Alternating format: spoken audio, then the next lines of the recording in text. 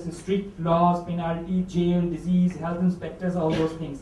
What our idea is that paradigm shift. Instead of talking about these things, of course, these are the outcome of any incident or accident. But the right approach should be we shall talk about how a business, business operator can get more and more revenue, more and more business, more and more reputation in the market. This is our approach, and in another few slides I'll explain how our approach is catching up and restaurants are accepting the idea. First of all, whatever 30-40 restaurants we have certified in India, especially in Chennai, you will not find any child labor there. You will the packaging system will also be recyclable. You will not find plastic bags and all those things. We avoid that. I mean, this is something that we are discouraging. Apart from that, we check all the raw material, as Chef Jacob also told that we check all the ingredients right from the beginning, from where it is coming. We check the origin and verify it, and we check, our auditors check whether it is safe or not, the color, the especially Ajinomoto. There are a lot of concerns in India over that. We check all those things. Mad cow disease or bird flu or H1, suppose let's take the example of mad cow disease.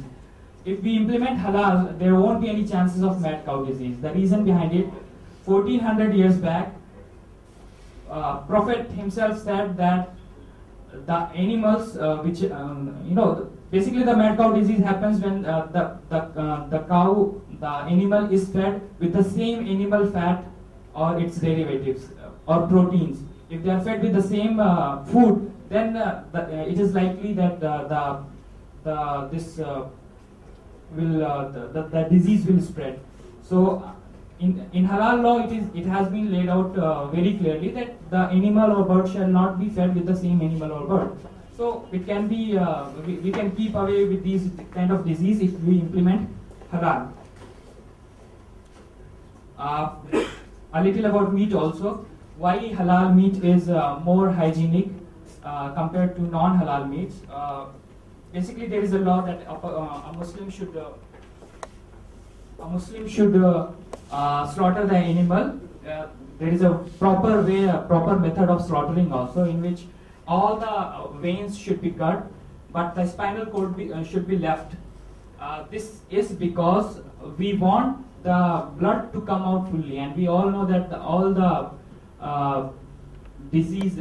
germs, bacteria, these all are in the blood. So the maximum the blood comes out, the more hygienic, the more tender the meat would be. Even chefs today, they say this, that halal meat is more tender and more tastier if you talk to a 5-star hotel. So in all, these all are scientifically proven in 60s and 70s, this has become very clear now. That's why in US and in Europe also this trend is catching up, and more people are preferring halal food than non-halal food. And yes, the pain part. A lot of people claim that this halal slaughter is painful, but it is not true. Again, scientifically proven. The scientists, they have read the EEG and ECG rating while slaughtering, and it has become very clear that the animal or the bird does not feel any pain. It actually immediately goes unconscious, because once you cut the vein, the blood stops going to the brain. So the brain immediately it stops working. So it goes unconscious. But still, the spinal cord is intact, because we want the heart to be pumping. We cannot just cut in one go, because we want the heart to be pumping so that all the blood comes out, maximum blood comes out.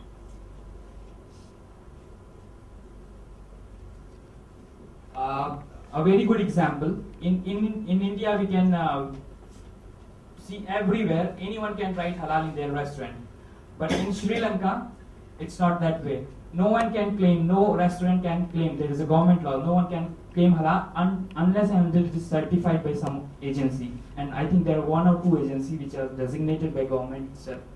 This is not just to please the Muslims. There is a lot of reason. Obviously the health reasons are there, but it is not just to appease one community. It is because of these reasons that I just mentioned, that more and more tourists can come from Middle East, in Southeast Asia, they can flood in that country, and Sri Lanka has been a good example in last 3-4 years. Middle East tourists and Southeast Asian, even from Europe, America, tourists are flooding in because they believe that the halal food is hygienic and all.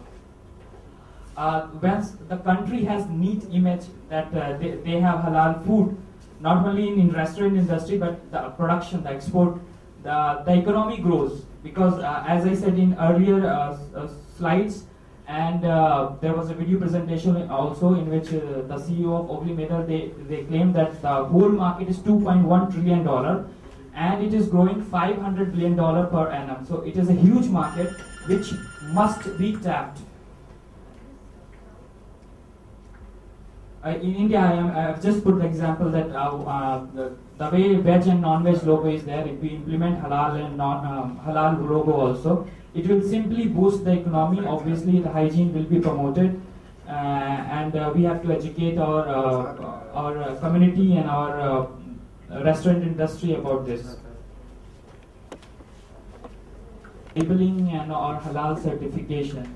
Now it is there is a global trend which is catching up, and that is called halal tourism.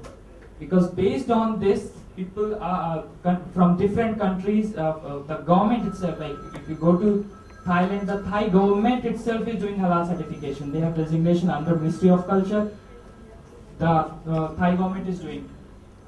In Singapore, the Singapore government is doing it. In Indonesia, there is a body which is overlooked by the government. In Malaysia, the government is doing. So they are promoting that, trying to promote directly. In Europe and in US, the government is indirectly trying to boost. In Italy, they are funding the halal certification bodies to promote halal certification because it will ultimately boost their economy.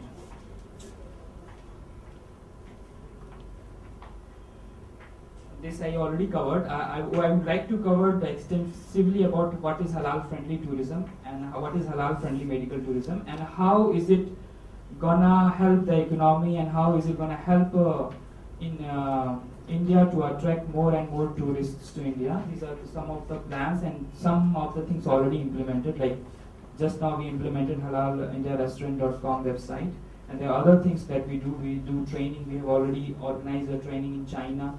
We are planning Halal India Directory.